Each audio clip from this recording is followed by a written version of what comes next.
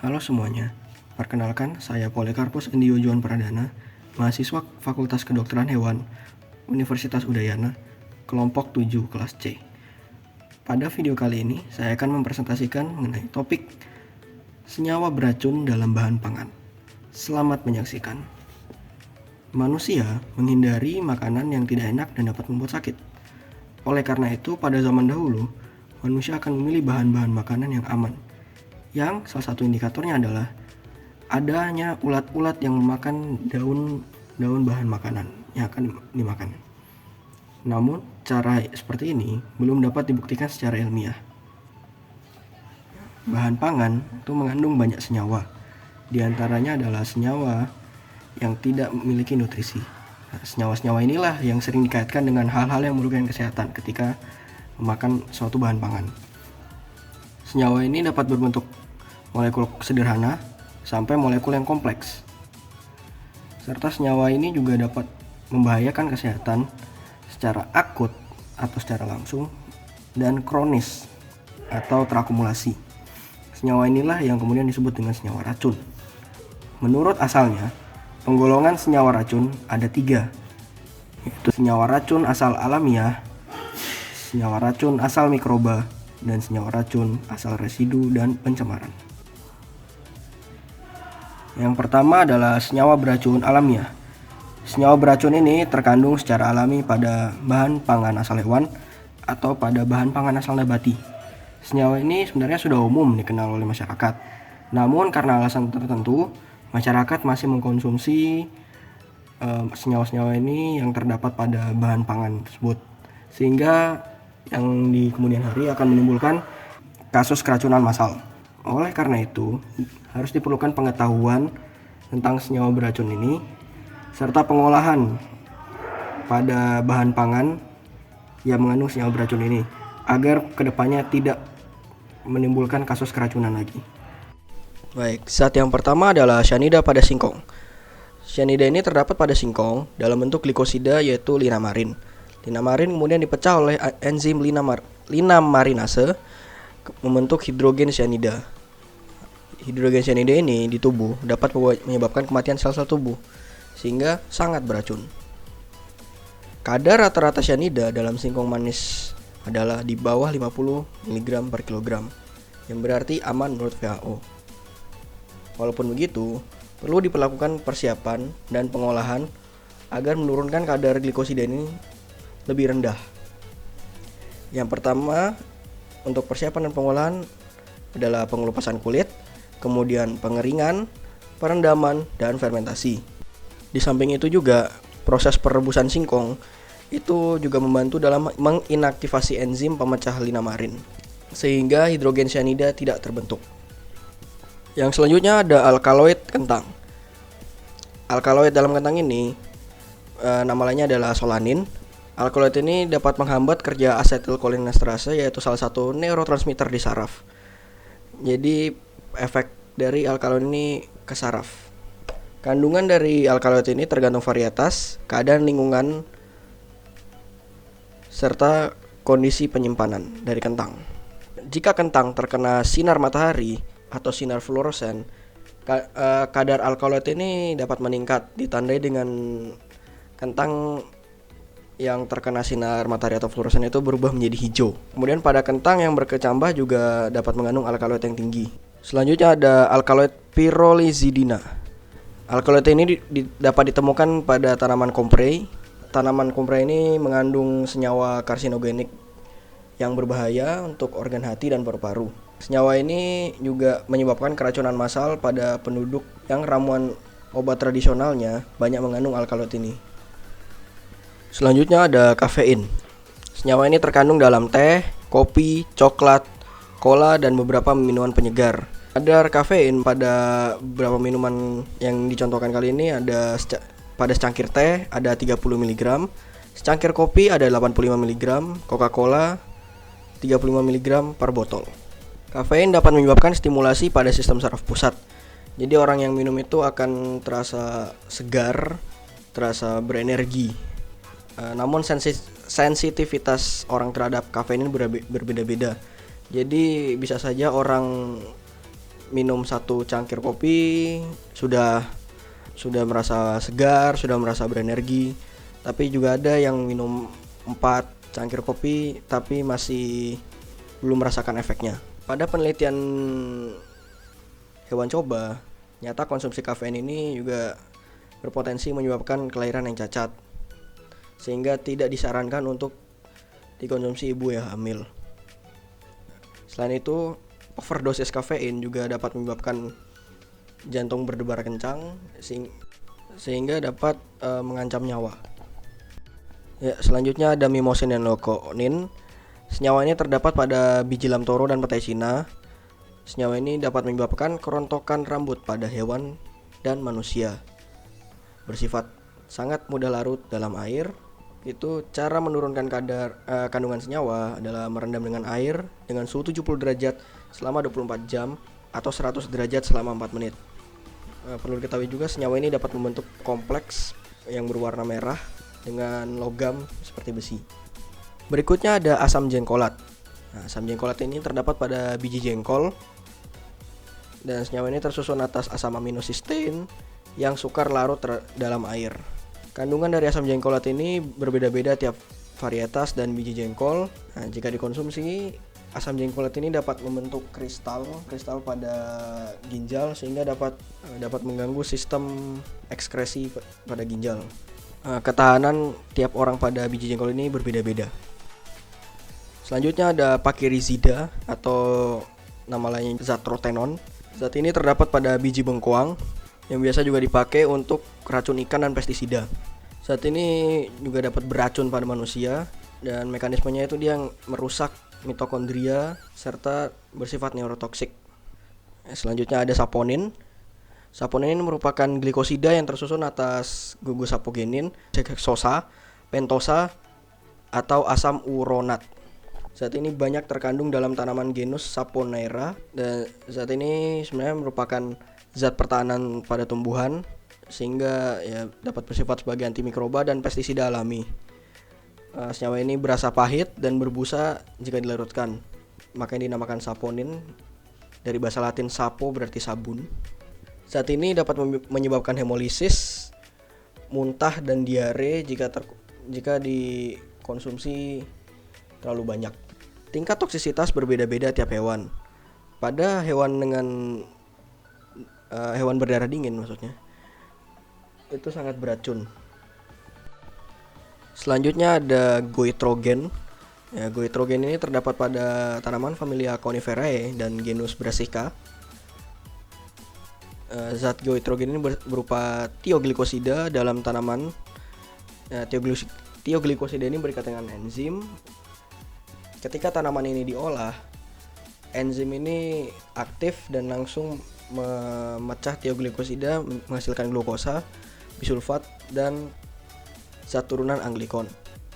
Nah, ketika aktif ini, tioglikosida bersifat antitiroid yang kemudian menyebabkan penyakit gondok. Baik, selanjutnya ada gosipol, yaitu zat yang terkandung pada biji kapas sebagai pigmen. Hewan dengan lambung tunggal atau monogastrik ini lebih rentan dibanding dengan ruminan. Karena pada monogastrik penyerapannya lebih cepat dibanding dengan ruminan.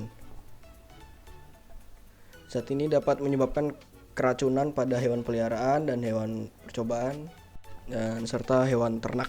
Dan zat ini juga dapat menyebabkan kemandulan pada hewan yang terpapar oleh senyawa ini. Golongan senyawa beracun yang kedua adalah senyawa racun dari mikroba, yaitu senyawa beracun yang dihasilkan oleh bakteri atau jamur. Pada jamur namanya mikotoksin. Jika terkonsumsi dapat menyebabkan intoksikasi atau keracunan.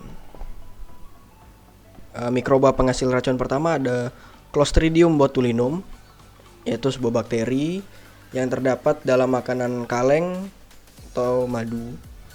Bakteri ini bersifat anaerobik serta menghasilkan racun namanya racun botulinin.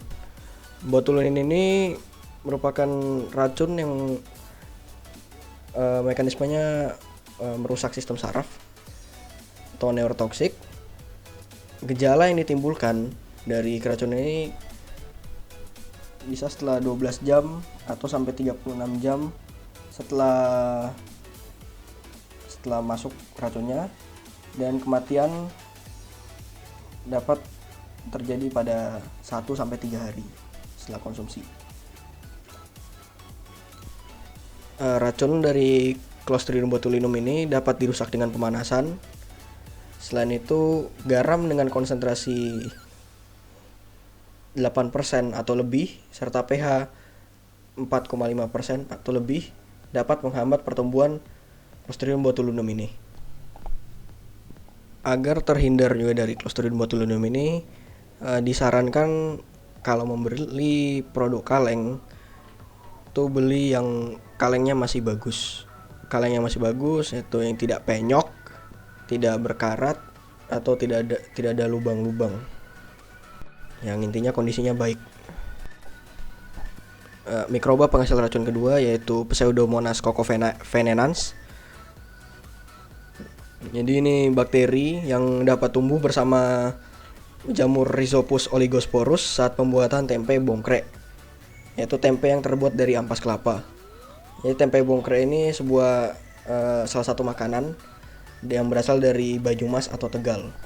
Selama proses fermentasi ini, Pseudomonas cocovenenans ini menghasilkan senyawa toxoflavin dan asam bongkrek dari substrat minyak kelapa.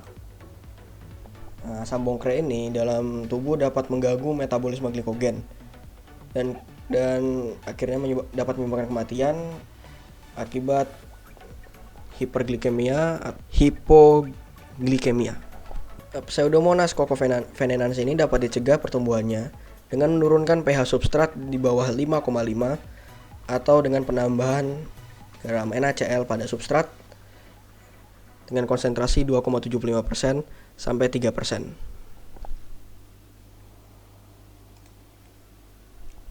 Mikroba penghasil racun yang ketiga adalah Staphylococcus aureus. Ini juga bakteri, dia menghasilkan enterotoksin, itu racun yang dapat merusak sistem pencernaan. Perlu diketahui juga ini toksin tahap terhadap pemanasan, jadi walaupun sudah dimasak, racunnya masih ada. Dan kontaminasi bakteri ini biasanya bersumber dari permukaan tubuh, misalnya kulit hidung, telapak tangan. Jadi untuk menghindari kontaminasi ini disarankan untuk menghindari kontak langsung dengan makanan yang mau diolah, atau bisa juga dengan memakai sarung tangan. Mikroba penghasil racun yang selanjutnya ada dari jamur. Jamur ini menghasilkan zat beracun yang namanya mikotoksin. Mikotoksin ini dihasilkan saat jamur tumbuh di bahan pangan. Toksin yang terbentuk ini terdifusi dalam bahan makanan dan tidak bisa hilang walaupun jamur sudah dikerok.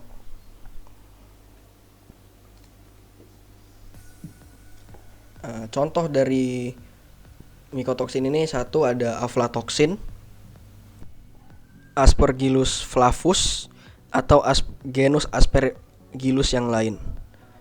Jamur ini tumbuh di berbagai makanan. Dan toksin yang dihasilkan itu juga dapat digolongkan menjadi aflatoksin B dan aflatoksin G. Yang dimana toksin ini dapat menyebabkan kanker hati. Kemudian salah satu contoh mikotoksin lainnya adalah ergot yang dihasilkan oleh jamur Claviceps sp. Biasanya terdapat pada gandum-ganduman.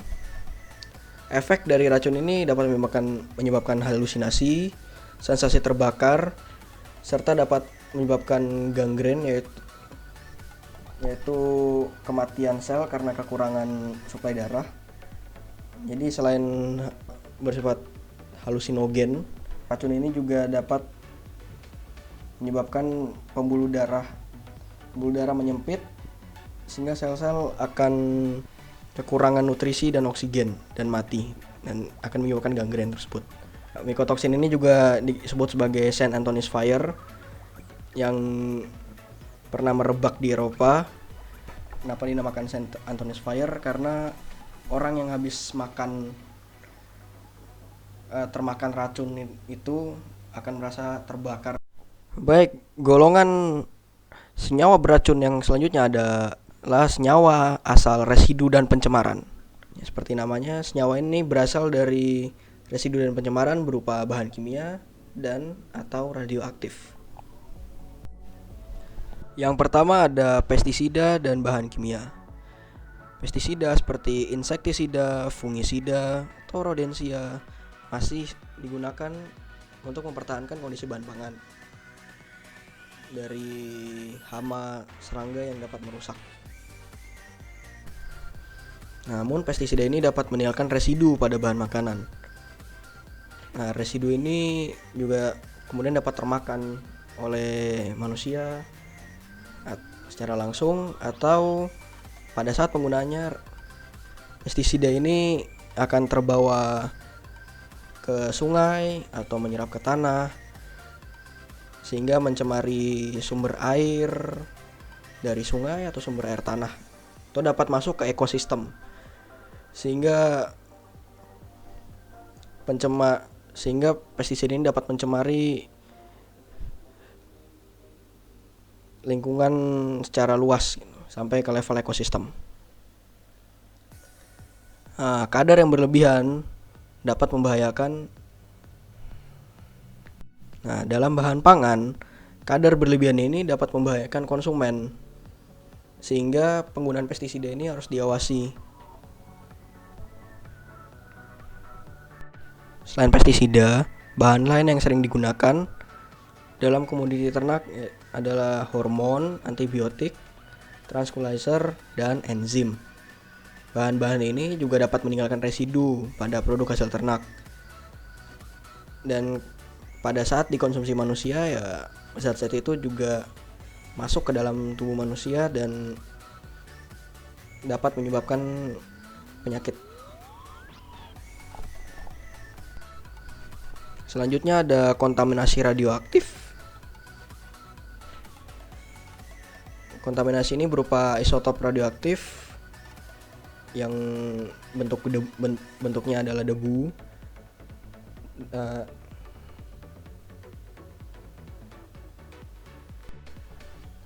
Selanjutnya ada kontaminasi radioaktif.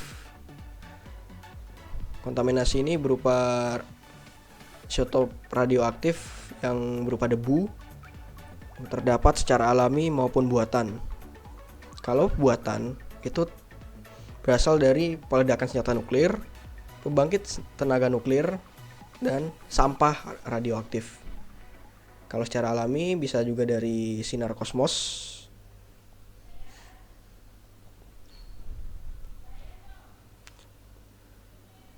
Isotop radioaktif yang sering ditemui yaitu karbon 14, kalium 40, iodin 131, dan serta cesium 137 serta strontium 90. Untuk karbon 14, isotop ini dia menghasilkan radiasi.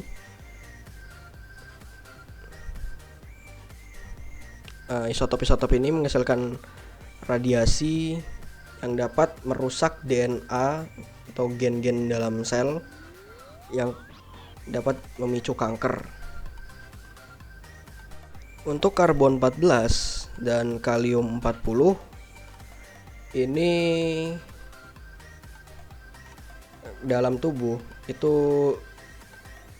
lebih mudah dikeluarkan, sehingga kalau sudah masuk ke dalam tubuh dia keluarnya cepat, jadi tubuh tidak terpapar lebih lama.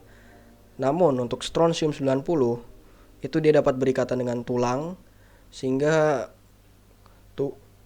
akan sulit keluar, sehingga akan lebih lama untuk keluar dan tubuh terpapar oleh radiasi ini lebih lama. Begitu halnya juga dengan iodin 131. Itu dia akan terakumulasi di kelenjar tiroid dan dapat menyebabkan kanker tiroid. Baik, selanjutnya ada kontaminasi logam berat. Yang pertama ada logam berat merkuri. Merkuri dapat masuk ke dalam tubuh melalui makanan seperti ikan dari perairan yang tercemar merkuri. Ini sudah ada contohnya, yaitu pencemaran Teluk Minamata tahun 1953, yang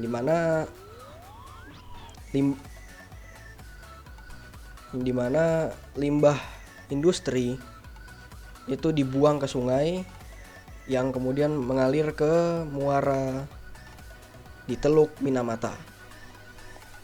Dan merkuri ini oleh Metalobacterium omelanski pada lumpur di dasar sungai itu mengubah merkuri menjadi metil merkuri. Nah, metil merkuri ini lebih mudah diserap oleh tubuh. Nah, metil merkuri ini kemudian masuk dan kemudian terakumulasi dalam rantai makanan. Jadi dari fitoplankton, kemudian zooplankton, dan terakhirnya ke ikan. Nah, di ikan ini konsentrasi merkurinya akan tinggi. Nah, ikan itu kemudian dimakan manusia, jadi manusia dapat konsentrasi tertinggi dalam rantai makanan tersebut. Adapun gejala yang ditimbulkan dari kontaminasi merkuri yaitu sensasi geli, panas pada anggota badan, mulut, bibir, dan lidah. Kemudian melanjut ke kehilangan penglihatan, sukar berbicara dan menelan, kehilangan pendengaran, emosi tidak stabil, dimana yang paling parah adalah koma dan menyebabkan kematian.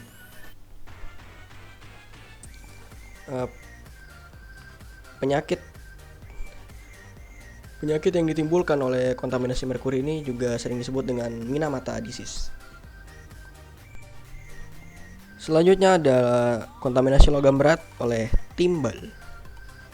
Timbal ini dapat berasal dari industri, terutama industri pembuatan aki dan cat, pembakaran bahan bakar, dan penambangan. Dan timbal dapat mencemari air, tanah, udara, serta makanan. Nah, timbal ini ketika masuk ke tubuh itu dapat menyebabkan kerusakan saraf, ginjal, pencernaan, kemudian juga dapat menyebabkan anemia serta kematian.